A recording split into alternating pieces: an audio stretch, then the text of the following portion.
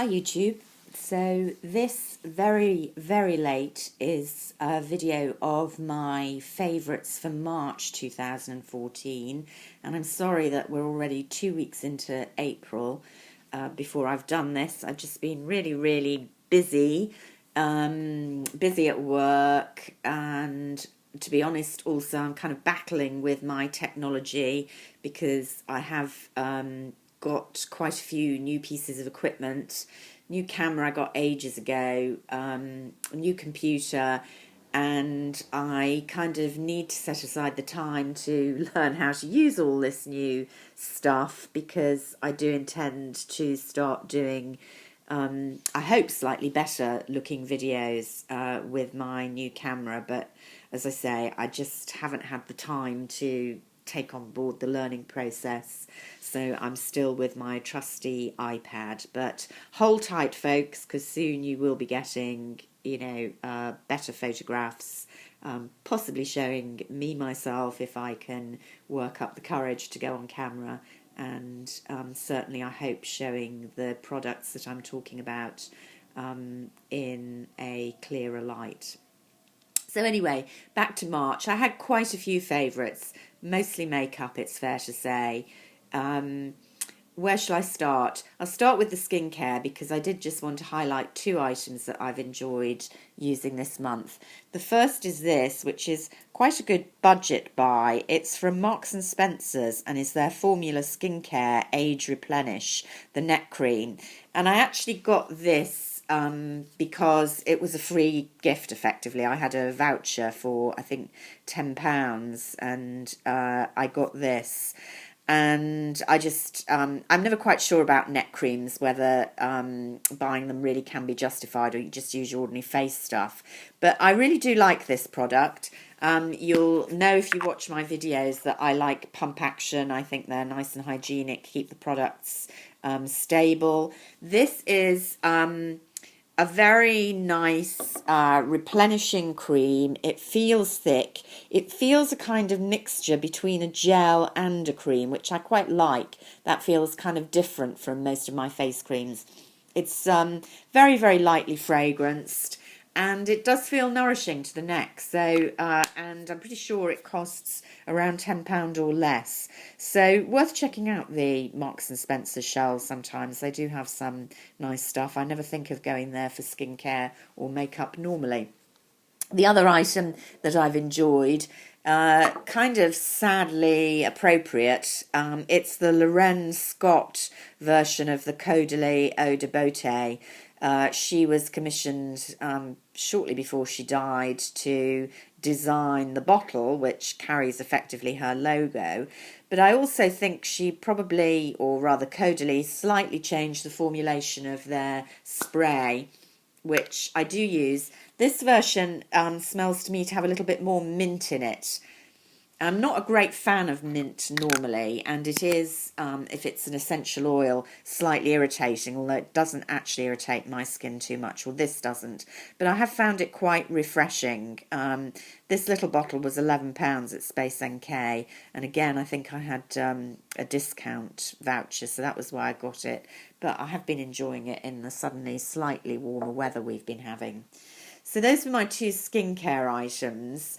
Then the big purchase I made was one of the Tom Ford Traceless foundation sticks, and I got it in Pale Dune number 2 shade. I've only bought one other foundation stick, and that was the Bobbi Brown, which I do use occasionally as a sort of concealer, but I've never felt 100% with the consistency of these. There you are. It's looking a bit yellowy on my hand. I promise you, actually, it blends very well in my face. I found the Alabaster, the lighter shade, was definitely too light for me, even in my winter skin condition.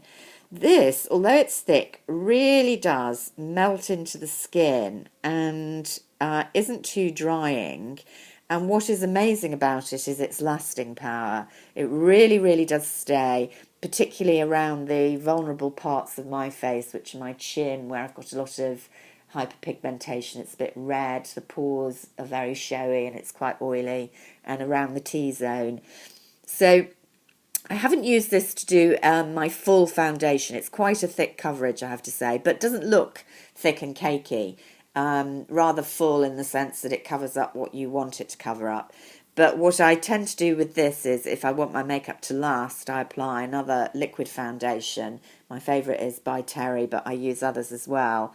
And often with this, I just use the drugstore or bourgeois foundation.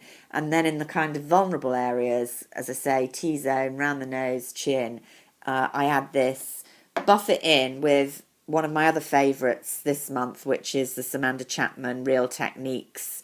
I'm not sure what this one's called. The Expert Face Brush. There you go. And it's quite a nice dense brush. My Shiseido foundation brush is still my favourite foundation brush, but this is a close second, and it's really good for the cream foundation. These are quite reasonably priced for a quality tool, and you get them in Beaute Superdrug. Really recommend those. So, been enjoying those.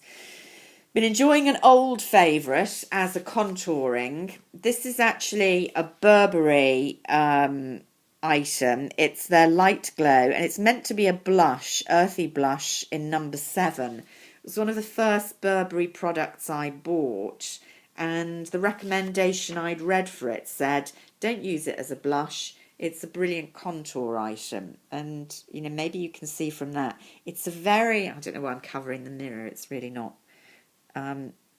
It's a very sort of taupey blush, but it's absolutely perfect for highlighting, contouring rather, not highlighting. There you can see, very sort of muddy brown, which translates to an excellent contour. And in fact, this little brush for contouring my face is actually quite good. A swipe of that, the relevant places, great contour. And I've forgotten about it recently. It's been at the bottom of my makeup drawer, pulled it out the other day, and I've been using it all the time. I'm not ready quite yet for my full-on bronzers as contours. They'll come out soon, I guess. For eyes, I've been loving the item that I showed you that I bought last month, and it's the Chanel Ombres Fleuries in Delicatesse. It's sold out now as part of the Asia collection, I think last year or the year before. I bought it, as I told you, online at Izzy's, which is an American store specialising in getting out of stock items. Just the perfect spring colours. You can see I've almost worn the pattern off this peachy shade. I like to put a base, a cream base, then cover the whole socket in this lovely peach colour. Contour a little bit with this, which works out less kind of purpley. It's almost an aubergine brown. This here works as highlight under the brow and in the corner of the eye. And then this is the pièce de résistance, this slightly strange tealy grey. I just like to apply with my finger over part of the lid, and it just makes the eyes really pop. You can also use it to kind of trace under. Just loving this. So I feel bad talking about that because it's not generally available, but as I say, you can get it at some online stores that specialise. And then I've been moving towards the corals, loving Starlet, which was last year's light sort of pinky salmony coral in the I think it was called Avant Cinema or Avant something or other collection in the spring from pre-spring, I think, from Chanel, and teaming it with this Yves Saint Laurent Rouge Volupte. Gorgeous packaging, aren't they? These lipsticks are quite slippery. This is shade number 30, and it's just the most perfect corally salmony pink. It's a moisturising but very slippy formula. Not one of my favourite formulas, but I do enjoy that one from time to time. And I just love the pretty packaging. And then the other thing that I've been getting really good use out of are the 3 Max that I bought from there. Is it Fabulous Flowers? I did a vid.